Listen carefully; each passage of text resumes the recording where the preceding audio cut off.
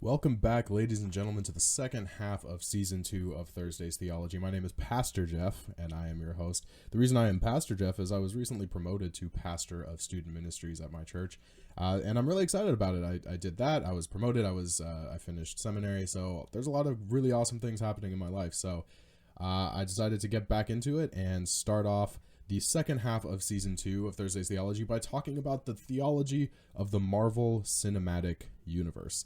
So I'm going to be doing these in different phases, just like the MCU is laid out. So I'm going to begin with phase 1. So today we are going to be talking about the theology of Iron Man. So we all know that Iron Man kicked off the entire Marvel Cinematic Universe when his solo film when the solo film debuted in 2008. And believe it or not, every single character in the MCU has a fascinating theological message embedded in their stories. While these stories and characters aren't explicitly theological in nature, we can draw some important lessons and ideas out of their storylines. That is what the next few episodes will be for Thursday's Theology. We will be exploring the theology of Phase 1 of this Marvel Cinematic Universe. So let's get into it. Iron Man got his origin in a cave after being taken prisoner by a terrorist group. Billionaire Tony Stark realized that the weapons that his company had created were now in the hands of these radical terrorists.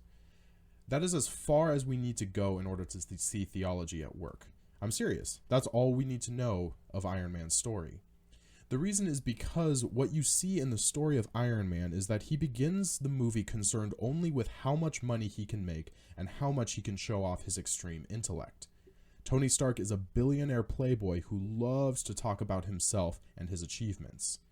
This arrogance prevents him from seeing the detrimental impact his creation is having on the rest of the world. Tony lives in an illusion that his weapons, the creation of his own hands, are being used for good people by good people. It is not until he sees his creation in the hands of terrorists that he understands the evil and chaos that he has introduced to the world.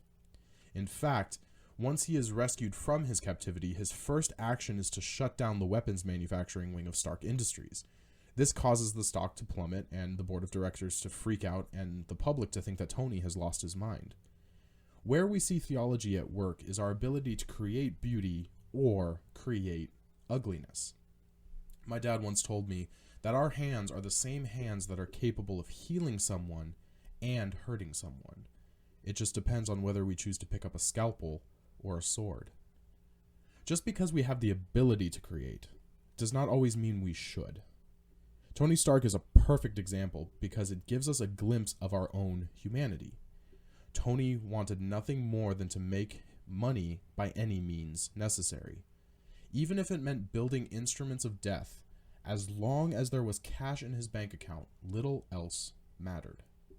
Until he came face to face with the evil and chaos that he had introduced into the world. He didn't realize that his creation was the cause of innocent people dying. I could go into a lot more depth with quotes from the movie, but suffice it to say, you see a fundamental shift in Tony Stark throughout the entire movie and his entire character. The theology of it is our ability to create life or death.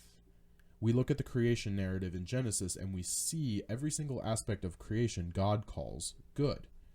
We are made in the image of God, and what we are supposed to do is to continue that creation that God started. We take what God has created and creatively multiply it and fill the earth with it. But because of sin, we also have the capacity of creating evil. We hear all the time that people are going through hell. And I absolutely think that there are times people go through a living hell. I also think that sometimes we create that hell for them.